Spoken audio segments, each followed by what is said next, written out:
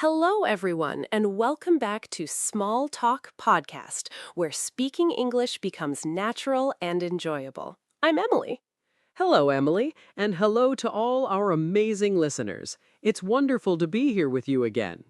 It's wonderful to be here with you too, Robert. How are you feeling today? I'm feeling great, thank you. I'm really excited about today's topic. And you, Emily, how are you? I'm doing very well, thanks. I'm also really excited. Today we have something special. We do. Before we begin, let's say something important to our listeners. Yes, please. If you enjoy our podcast, remember to subscribe to Small Talk Podcast and click the like button. And please share with your friends who are learning English. Your support means everything to us. Thank you. Thank you so much. Okay, Robert, let's start. Today, we're talking about relationships. Relationships. That's a very important topic. Everyone has relationships in their life. Exactly. We have relationships with family, with friends, with colleagues at work, with everyone around us. And good relationships make our life better. They make us happy. They do. But building strong relationships is not always easy. It takes work. It does take work, but it's worth it. So, Emily, where do we start? How do we build strong relationships? Good question. I think it starts with something simple. It starts with listening. Listening, yes, that's a very important skill. We need to listen to other people. We do, but I mean really listening, not just hearing words, really paying attention. Ah, I understand. Sometimes we hear someone talking, but we don't really listen. We're thinking about other things. Exactly. Maybe we're thinking about what we want to say next, or maybe we're looking at our phone. That's true. I'm guilty of that sometimes. Someone is talking and I'm checking my messages. We all do it, but it's not good for relationships. When we don't listen, people feel we don't care. You're right, it sends a bad message. So, how do we listen better? First, put your phone away. Give the person your full attention. Look at them when they speak. Eye contact, that's important. It shows you care about what they're saying. Yes, and don't interrupt them. Let them finish their thoughts. Wait for them to finish speaking. That's a hard one for me. Sometimes I get excited and I want to say something right away. I know, it happens to me too. But we need to practice patience. Let the other person finish. Okay, so we listen carefully, we look at the person, we don't interrupt. What else? We should also show that we understand. We can nod our head, we can say small things like, I see, or, uh-huh. Those little sounds are helpful. They show we're following the conversation, we're engaged.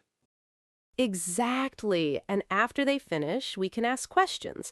Questions show we're interested. Can you give an example of a good question? Sure. Let's say your friend tells you about a problem at work. You could ask, how did that make you feel? Oh, that's a great question. It shows you care about their feelings. Yes. Or you could ask, what do you think you'll do about it? That shows you want to help them think. These are simple questions, but they're powerful. They build connection. They do. Listening is the foundation of strong relationships. It's the first step. I agree completely. But Emily, what's the second step? What else do we need? The second step is honesty. We need to be honest with people. Honesty. Yes, that's very important. We should tell the truth. We should, but honesty doesn't mean being rude or mean. Oh, that's a good point. Some people think honesty means saying whatever they think. Right. They say, I'm just being honest, but they're actually being hurtful. So, how do we be honest in a kind way? We think before we speak. We choose our words carefully. We can be truthful and kind at the same time. Can you give an example? Sure.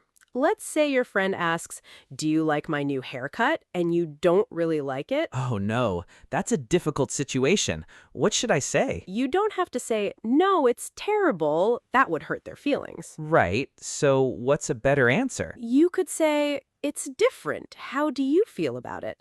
That's honest, but kind. Ah, I like that. You're being truthful without being mean. You're also asking them what they think. Exactly. Honesty with kindness. That's what builds trust in relationships. Trust. That's another important word. People need to trust each other. They do. Without trust, there's no real relationship. Trust takes time to build. And it can break very quickly. One lie can destroy years of trust. That's true. So we need to be very careful. We need to keep our promises. Keep our promises. If I say I'll do something, I should do it. Yes, even small promises matter. If you say you'll call someone, call them. If you say you'll meet at 3 o'clock, be there at 3 o'clock. Exactly. These small things show people they can count on you. They can rely on you. Reliability. That's what builds strong relationships. Being someone people can depend on. Yes. Now, Robert, what about when there are problems? Every relationship has problems sometimes. That's true. No relationship is perfect. People disagree. People make mistakes. They do. So, how do we handle disagreements in a healthy way? That's an important question. I think first, we need to stay calm. Stay calm. Don't get angry. Don't shout. Right. When we shout, the other person stops listening. They just get defensive. Exactly.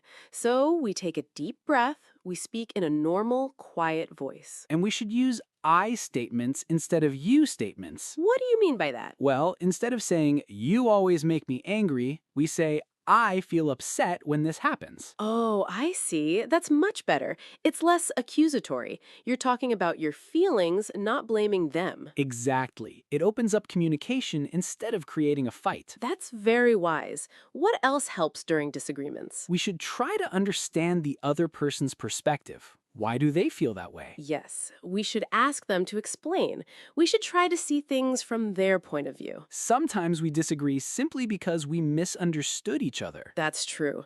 Clear communication can solve many problems. We should ask, can you explain what you mean? And we should also be willing to apologize when we're wrong. Apologizing. That's very important, but it's also very difficult for many people. It is difficult. Nobody likes to admit they made a mistake. But a sincere apology can heal relationships. It shows humility and respect. A sincere apology.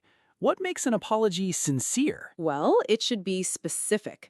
Don't just say sorry. Say what you're sorry for. So instead of sorry, I should say, I'm sorry I was late. I should have called you. Perfect. That shows you understand what you did wrong, and you should mean it. Yes. People can tell when an apology is not genuine. It needs to come from the heart. And after apologizing, we should try not to make the same mistake again. Right. Actions speak louder than words. We show we're sorry by changing our behavior. Exactly. Now, let's talk about something else. What about spending time together? Spending time together. That's essential for relationships. We need quality time. Quality time, not just being in the same room, really being together. Yes, sometimes people are together, but everyone is looking at their phone. That's not quality time. Quality time means giving someone your full attention. Doing something together, having a conversation, sharing experiences. Exactly. It could be cooking together, going for a walk, playing a game. It doesn't have to be expensive or fancy. Simple activities can be very meaningful. They can. What matters is the connection, the time you give to each other. And we should make this a priority. In our busy lives, it's easy to forget. It is. We get busy with work, with tasks, with our phones. But relationships need attention. They need care, like a plant needs water. That's a beautiful comparison. If we don't water a plant, it dies. If we don't nurture relationships, they fade away. Exactly. So we need to schedule time. Put it on our calendar if we have to. Yes, make it important. Show people they matter to you. Emily, what about appreciation? Should we tell people we appreciate them? Absolutely. Expressing appreciation is so important. We should say thank you. Say thank you for the small things and the big things. Yes, if someone helps you, thank them. If someone listens to you, thank them.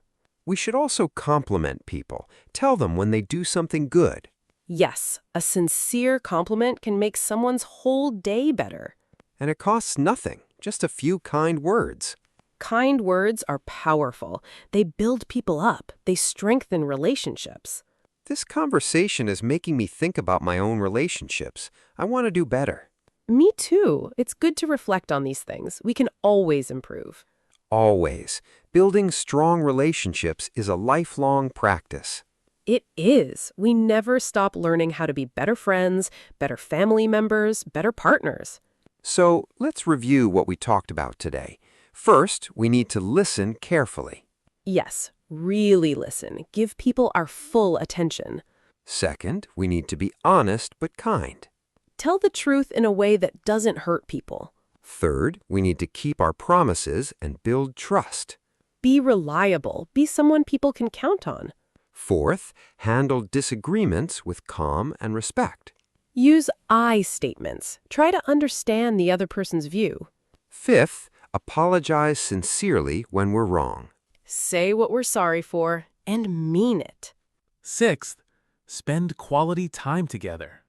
Give people our full attention. Do things together. And seventh, express appreciation.